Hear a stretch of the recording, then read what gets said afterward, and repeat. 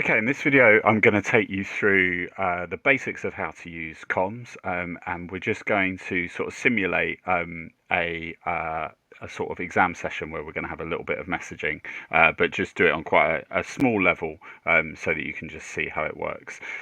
So first thing to say is when you, as an exams officer, when you log in to the desktop version, this is what it looks like. You'll see that the messaging hasn't started for the day. That's a key feature. So comms is not open all the time, so people are not going to be sending messages late at night and things like that. You are in complete control of when people can message and when messaging is closed. So that means that, you know, there's none of the worry that you would have around applications like WhatsApp and things like that in terms of people sending messages at random times or maybe sending messages that aren't appropriate to work and things like that. So you've completely taken that out of play. You are in complete control. So you can see here, I haven't started the chat yet for the day, but before I do that, I'm just going to take you through a couple of the other aspects of this which are important. So this is your team management screen. So at the moment I've got 3 people on this. There's me, who's the admin. I've got Sophie, who's an invigilator as well. Sophie's going to log herself into room 122 in a second, which is one of my exam rooms. So you'll see that change on my dashboard when she does that. There we go. And you've also got, I've created an imaginary invigilator here called Lorraine as well. So everyone's got a role. Mine is set to admin and that's fixed. My 2 invigilators here are set to invigilator. There's also another role that you can use which is called roving invigilator, which I'll show you at some point. To add a member to your team, you can either upload them using a template, or you can manually add a user like this, and the only information you need to put in is their name and their email address. Now what happens is when you put someone in there and you add a new team member and click save and send invite, it will send an email to them which will give them a login code and instructions of how to download the app onto their phone and then log themselves in as an invigilator. Okay, so you can see they've got their login ID here. That will crop up for you so that if they were to ever lose that, you can give it to them. And then the other important thing here is the exam rooms. So you can add exam rooms. I've just added 4 here. We've kept roving as a sort of standard thing that will appear on everyone's account. And that's obviously going to be for the person who is going around as the roving invigilator. Up here, I'm just going to set my location to the exams office. So everyone who I message knows where I am. And then messaging history here, this just keeps a log of all of the messages that you send. Like this, and you can download that as a PDF if you're collecting anything for evidence or anything like that. You want to go back over and see what happened, how a particular incident or issue was dealt with. Okay, so just getting back to my team for a second, I'm also just going to show you this on what an invigilator sees. So I'm going to log in as Lorraine on a mobile phone. So I'm just going to put in that login ID that I've got for Lorraine here. So that is Z.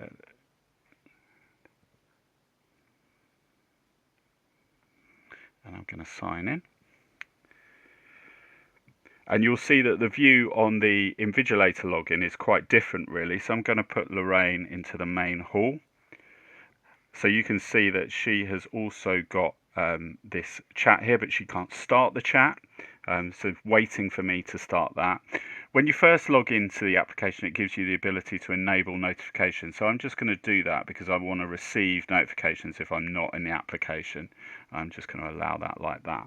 Now you'll see on Lorraine's view as an invigilator, she can't see anything other than the chat screen. And if I just open it up like that, then you'll see that she can just see the chat. Okay, so I'm in the chat view now. So what I'm going to do is I'm going to send Lorraine, who's in the main hall here, a message, and you'll see that will also pop up on her chat. So like that. So you can see on the desktop version that I've received the message. It's come through to Lorraine, and also she's received notification as well. So I'm just going to send a quick message back, just saying fine, thanks. Like that. So that's gone from Lorraine's and I've received it there. So that is all very, very straightforward. So I've also got another chat here with Sophie. I can see she's in room 122 and she is live. So I'm just going to wait and see if she's going to send me a message of any kind at all.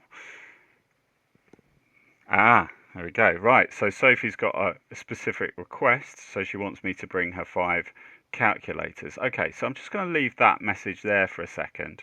Can you bring me 5 calculators? And I'm going to just go into my manage team here, and I'm going to change Lorraine's role, and I'm actually going to turn her into a roving invigilator. And on the app, I'm going to move her. On the phone app, I'm going to move her into roving like that.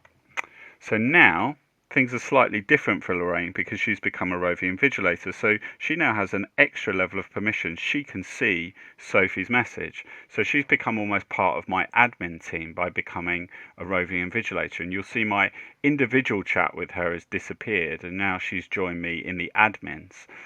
So what I'm going to do here with Sophie's request is I'm in the exams office and I want to stay in the exams office, but Lorraine is out moving around. So rather than responding directly to Sophie, what I'm going to do is I'm going to just assign this to Lorraine. So Lorraine now, as you'll see, receives a notification and also an assigned task up here. So I'm just going to click on that assigned task and you'll see it says, can you bring me 5 calculators? Okay, so if I go back to the message with Sophie, Lorraine's just going to put something in like I'm on it.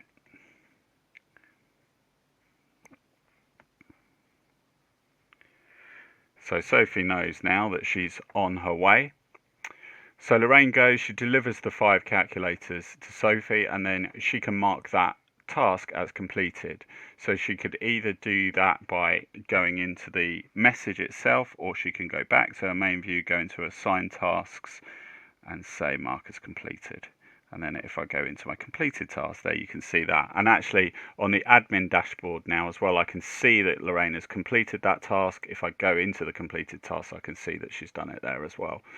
So it's a really simple system basically, which just allows you as an admin to see all the messages, as a normal invigilator to only see the messages that come to you from the admin team. You can't see anyone else's messages. And if you're assigned that admin role as a roving invigilator, then you can see everything, and you can have messages turned into tasks, and you can make sure that those tasks get completed and everyone knows that they're completed. So it's a pretty simple system, really. It should hopefully streamline a lot of your communication and also mean that you don't have a lot of the issues that come with other messaging applications.